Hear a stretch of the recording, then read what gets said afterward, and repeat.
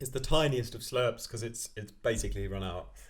Volume 9600 470 30 941, and I think I've managed to fix my Vital so I can like modulate lots of stuff again. So that's really exciting, isn't it?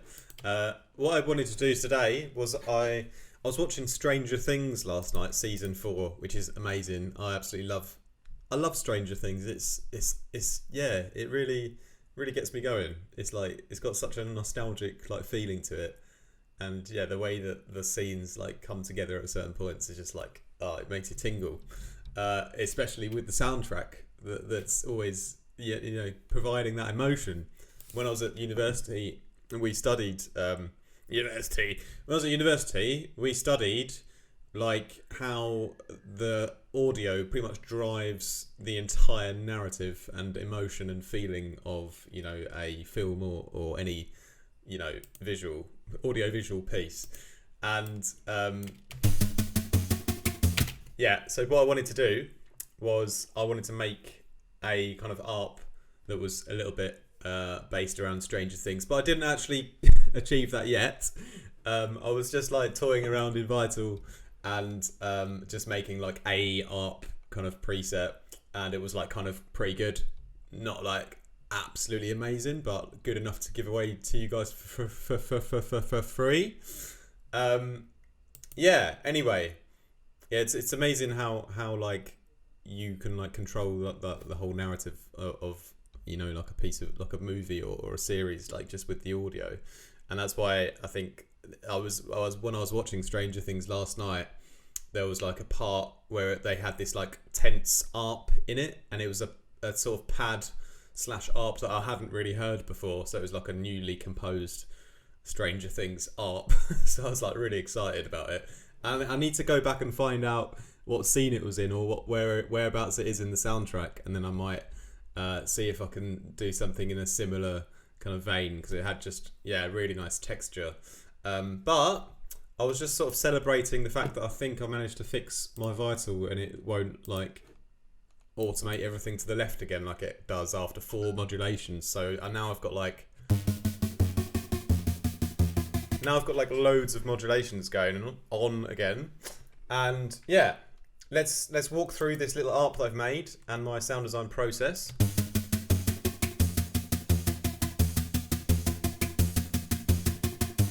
And I've got this pitch mode as well. If you whack that up,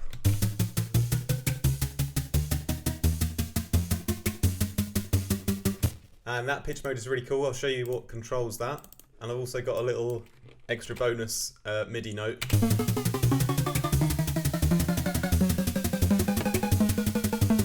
Which could make things a bit more mental. Basically, in that regard, all you have to do is add in another MIDI note, sort of one little splice of time later, and it will create like a bit of an extra double fast pattern rhythm. I'm really good at explaining stuff today, as always. Anyway, it's called the FRARP because it's a free ARP, and how I went about making it is really simple, and it's not, you can easily make an ARP yourself, probably make a better one. And yeah, basically oscillator 1, if I turn this pitch mode off, and because I've got these Shepherd tone modes on and they're like controlling the pitched version, so I'll take them off. I've got a triangle wave, and basically I'm just using 3 triangles and I'm putting them all at a different pitch, and then they're all at a different speed, so the level is down on all of them. So LFO 1, and it's all the LFOs are like saw down, so you can just select the shape here and then just curve it, so you've got nice like curved saw downs. So LFO 1 I like 1/8, then LFO 2, sorry, oscillator 1 at 1/8, oscillator 2 -12. This one's at half a bar, so this is a bit of a slower rhythm. Me adding the third one, and the third one is actually, is it? Yeah, yeah, it's even slower. It's got this, it kind of comes in just at the end, you know. That is very bizarre. I'll tell you why that is. It's because I've got it on LFO 1. Oh, sorry, I'm terribly bad at explaining things. I've put them all on LFO1 first, so I won't go back and edit this because, yeah, I can't be bothered. But right, so they all go on LFO1, so they all go on a saw down at eighth notes, right? And then I put the LFO 2 and 3 again on oscillator 2 and 3. So it's like there's two volume modulations on the second two. You know, if I just give you an example here. So the first one, if I bypass that, that's the normal 1/8 rhythm, and then I've got another volume automation on it as well that's doing a slower pattern here. So you get this like double rhythm thing happening already from one oscillator. And then if I've done that again on the second one here. This one's really cool on its own actually, but add it in together. And then with this one here. So it's like really cool way to make arps basically. A lot of the magic just comes from, you know, like pitching them differently and then just putting different speed volume LFOs on each oscillator, and you can like kind of stack them up separately. So you can have like more than one volume automation on each oscillator and change the speed of them to get like more rhythms, you know. Then the sample, I've got just a bit of white noise going in.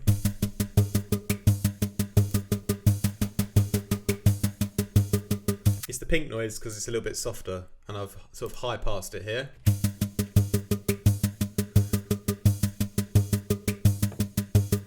So what I did then for the pitch kind of modulation is I've used another LFO, which is I believe LFO 4, that's right, and it's a slow ramp down, and so it just happens slowly over time. It all pitches, and when you use the Shepherd tone, you know, the way it affects the wave table is it essentially, you know, runs it through like a sort of, it sort of almost changing the pitch as you run through the effect, you know. So I've actually got one going one way, and then the other two going the other way. So they kind of, one goes one, the other one goes the other way, and then it creates this like, yeah, this quite cool effect of like. And I don't know how, if there's a, maybe comment down below if there's a like a musical term for it. But basically, you know, pitch one thing up at the same time you're pitching one thing down, and it creates this like nice magic in the middle somewhere.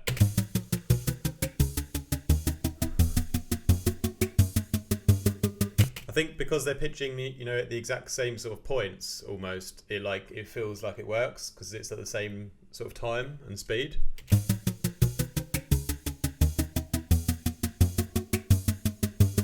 Anyway, I really like that. I think it's really cool. And then filter 1.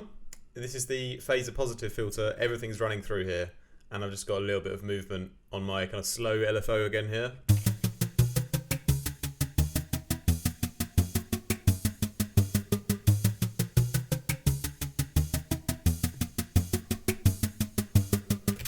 And obviously,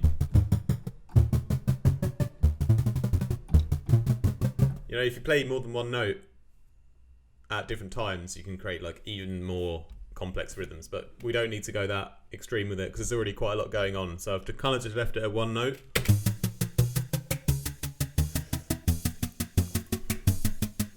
Let's move on to the effects. I've left the reverb on in this case, but I don't think I used any of those four. Yeah, so starting off with the chorus.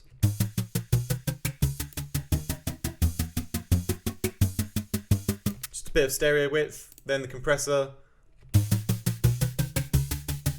Opening up the floodgates, as I like to call it, having the attack all the way up, the release all the way down, and then mixing it in very slightly. To give this nice, how would I explain it? Yeah, like sort of almost a parallel layer on top of it all to like kind of bring out some extra harmonics. Then I've got a nice delay here, and you can control the level of this by the tail here.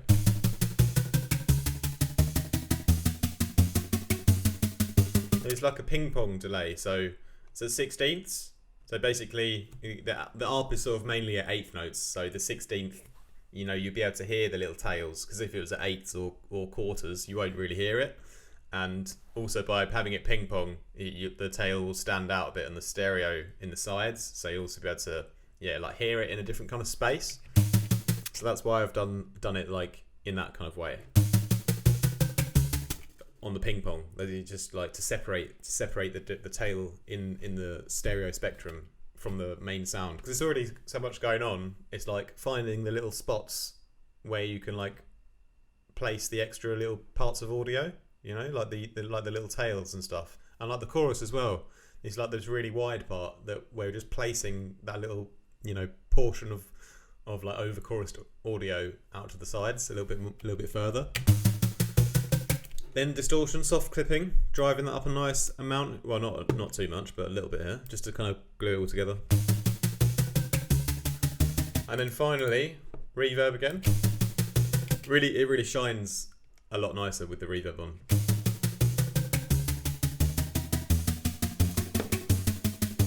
Maybe I could mix back a little bit that white noise. It's a little bit loud now, I think, because I was sort of demonstrating it earlier.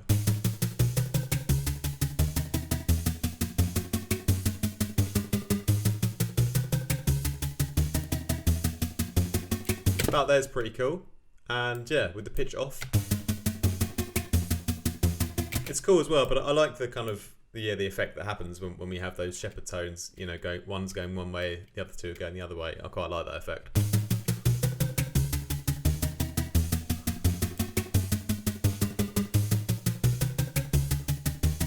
I've got a little bit on the advanced. I've got a tiny bit of pitch modulation on the whole thing, so the whole thing also has a little bit of vibrato on, and that's just done here on the LFO5. I think that's pretty much all you can do with Shrimp in this case. So that's my FRARP.